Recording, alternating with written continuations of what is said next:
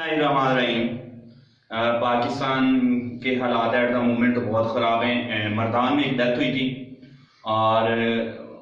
جو مردان کی یوسی مانگا ہے وہاں ایک شخص میں کرونا کا ایک وائرس پایا گیا تھا جو حج سے آیا ہے۔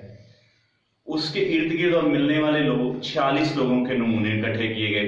تاکہ پتہ لگ سکے کہ کسی کو وائرس دوسرے پھیل تو نہیں گیا، اور وہاں 39 لوگوں کے نمونے پازیٹیو آ گئے ہیں اور 4 نمونے ریجیکٹ ہوئے ہیں جو آپ نے دوبارہ لینے ہیں، اور ان میں سے کسی شخص میں بھی کرونا کی علامات نہیں تھی، ان کے گلے میں تکلیف نہیں تھی، ان کو بخار نہیں تھا، اور بھی فلو والی کوئی بھی علامات نہیں تھی۔ اس طرح سے سعید غنی صاحب جو سندھ سے ہیں ان کا بھی کہنا ہے کہ مجھ میں کورونا کی کوئی علامات نہیں تھی۔ خبریں اچھی نہیں ہیں، اور پاکستان میں کچھ غیر ذمہ داری کا مظاہرہ بھی بہت زیادہ کیا جا رہا ہے۔ اور دوسرا یہ کہ میں دیکھ رہا ہوں کہ صحافی تو قدرے بہتر ہو رہے ہیں لیکن سیاستدان قدرے بہتر نہیں ہو رہے، ان کی وہی بونگیاں، اور اسی طرح سے اگر جاری رہی تو یہاں اور برس سے برس حالات ہو سکتے ہیں۔ اب کچھ لوگ کراچی سے آ رہے ہیں، باہر سے آئے ہوئے لوگ بھی جہاں جہاں جا رہے ہیں وہاں سے اب اندازہ کریں کہ ابھی یہاں 1 مہینے سے لوگ آئے ہوئے تھے اس ایریے میں،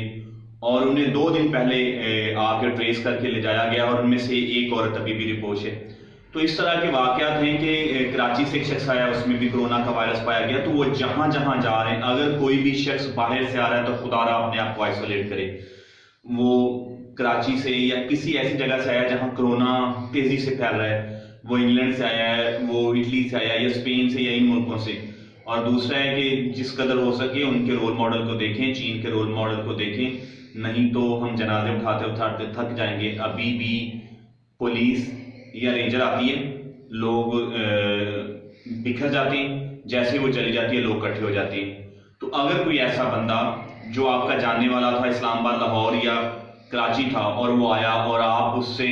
ملتے جلتے رہے اور اس میں کرونا کا وائرس تھا، تو یہ پھیل سکتا ہے۔